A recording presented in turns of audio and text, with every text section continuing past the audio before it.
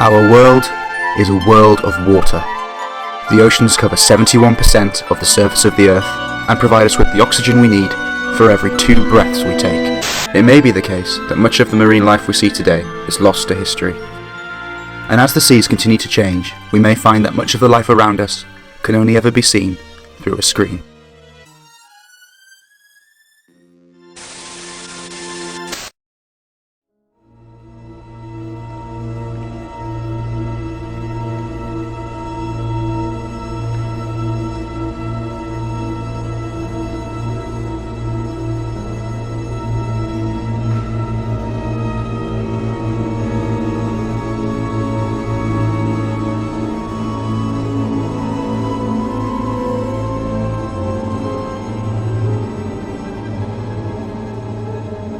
Hi, it's Emily from Bite Size Vegan, and welcome to another Vegan Nugget.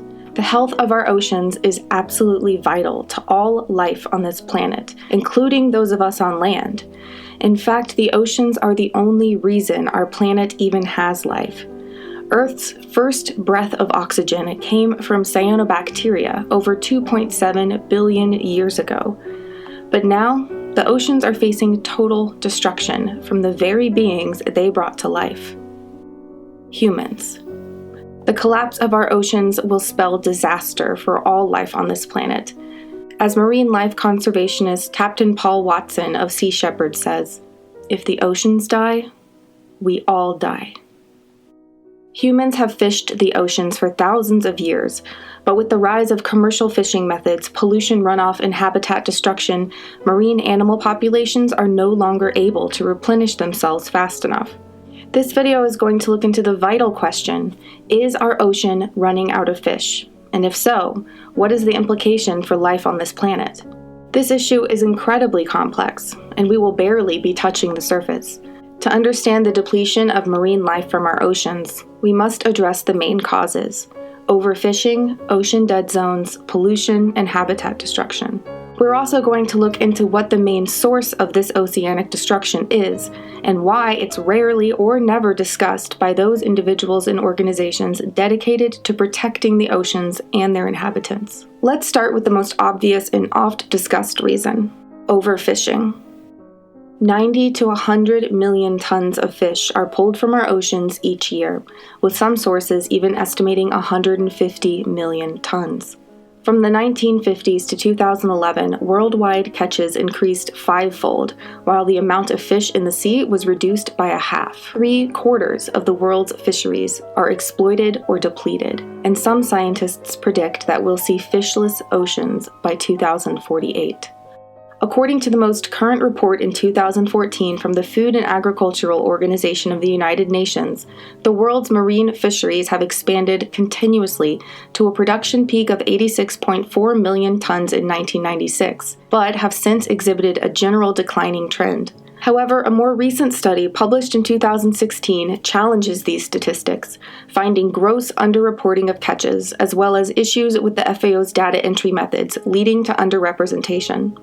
The study's creators, Daniel Pauly and Dirk Zeller, suggest that catch actually peaked at 130 million tons, rather than the FAO's 86.4 million, and has been declining much more strongly since. Their reconstruction of total catches showed a decline of over 3 times that of the reported data as presented by the FAO. With 60% of West Africa's and a staggering 92% of China's industrial fishing remaining unreported, even this corrected figure may not capture the full magnitude of commercial fishing. Statistics on ocean life in general remain cloudy, both due to the practical difficulties of tracking marine life and the terminology used by the tracking organizations.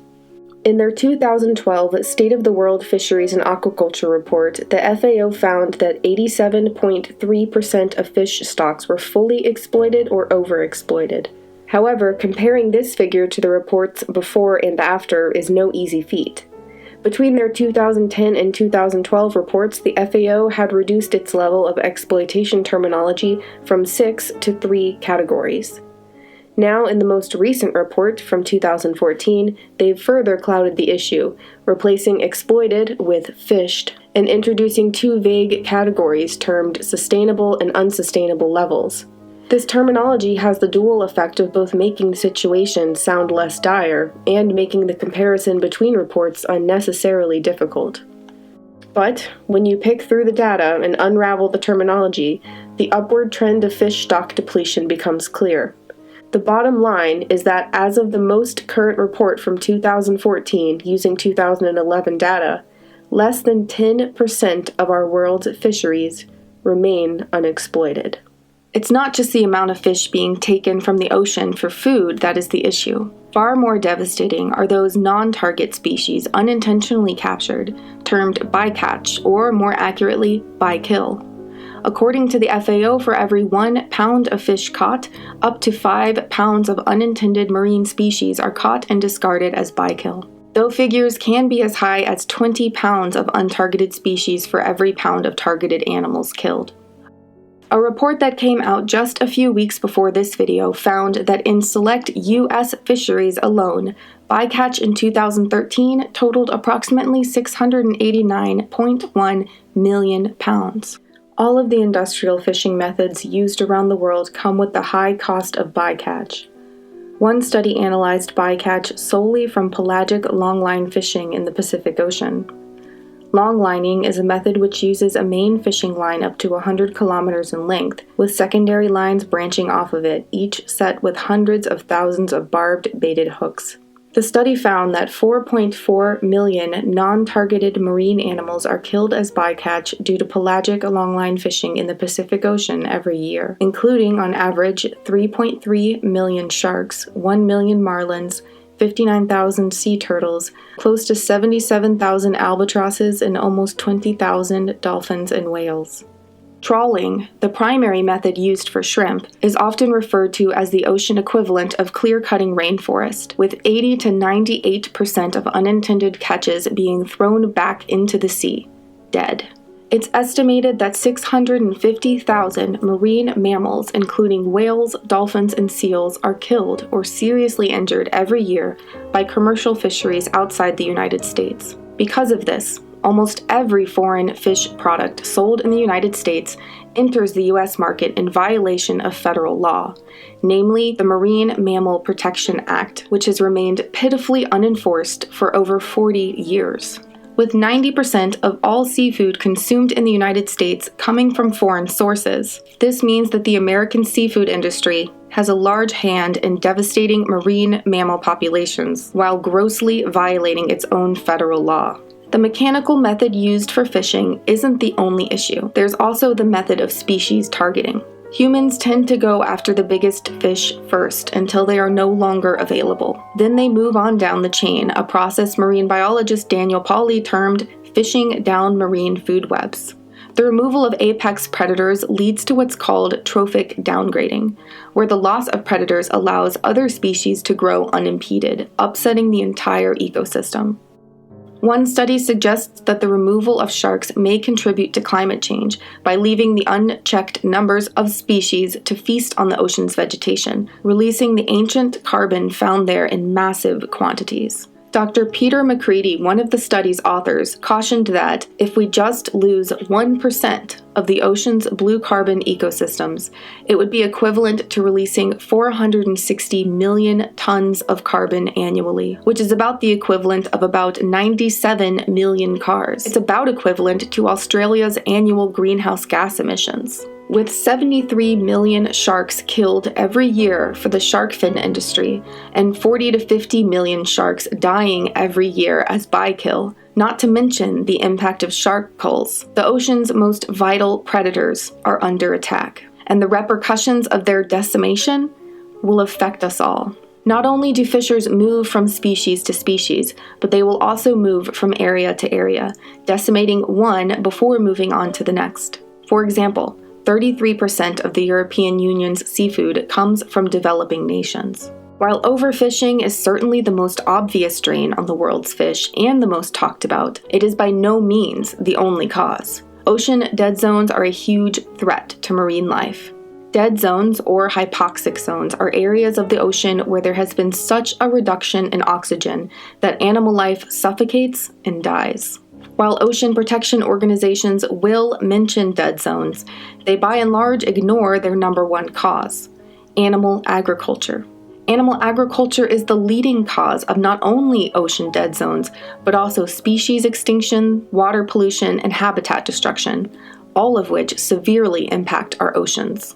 In the documentary Cowspiracy: The Sustainability Secret, Dr. Richard Openlander discusses the immense impact of land-based animal agriculture on our oceans. Livestock operations on land has caused or created more than 500 nitrogen-flooded dead zones around the world in our oceans, comprise more than 95,000 square miles of areas completely devoid of life. So any meaningful discussion about the state of our oceans has to always begin by frank discussions about land-based animal agriculture, which is not what our conservation groups, Oceana being the largest one in the world right now, the most influential, as well as others, that's not what is at the apex of their discussions. In addition to not acknowledging the main cause of water pollution, habitat destruction, species extinction, and ocean dead zones, Oceana and other major ocean defense organizations propose that the solution to the decimation of ocean life is to eat sustainable seafood.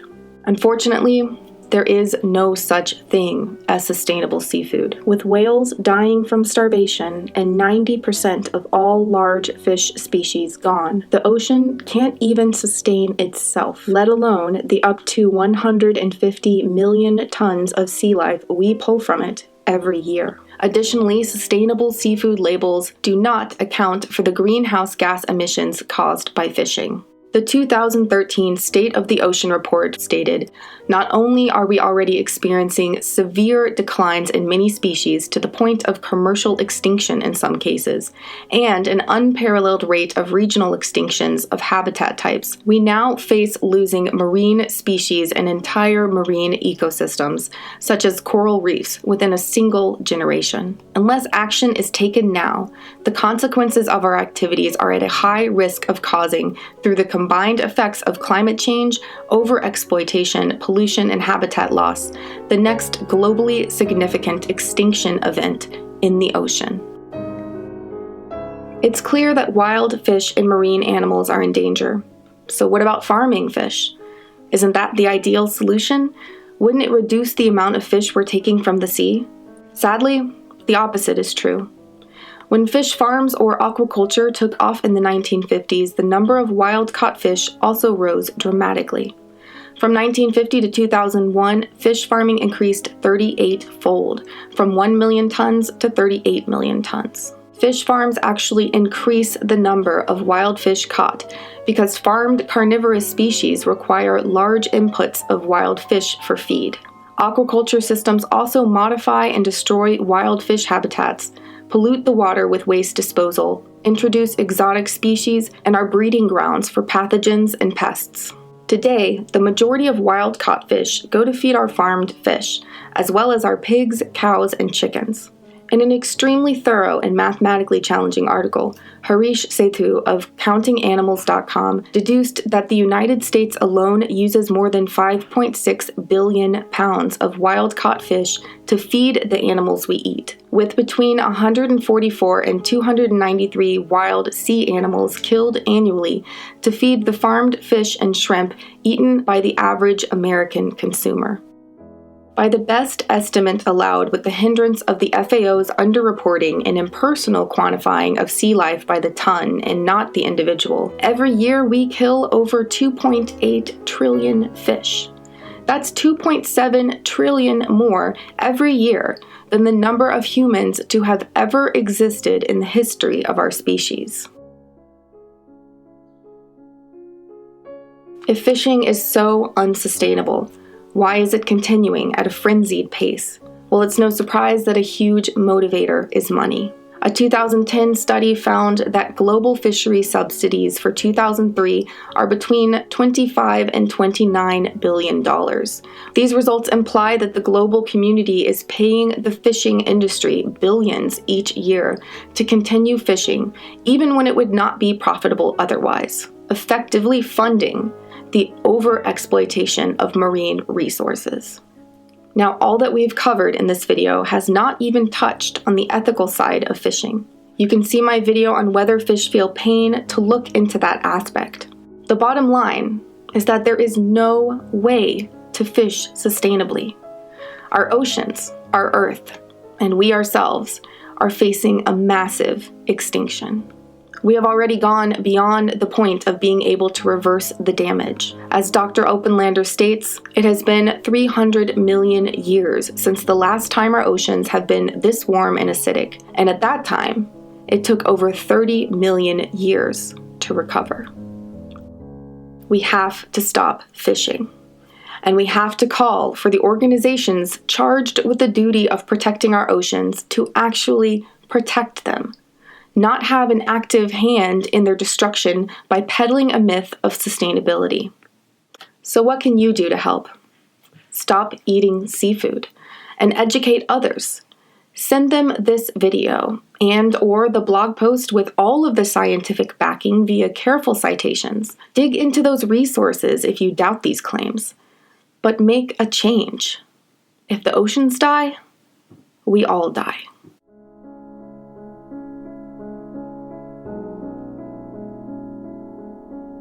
This video report and the accompanying article took approximately 159 hours to produce. If you'd like to help support the creation of more free, scientifically backed educational videos, see the support link here in the sidebar and below, and join us in the Nugget Army on Patreon. A special thanks to my $50 and above patrons and my entire Patreon family for making this video and all my videos possible.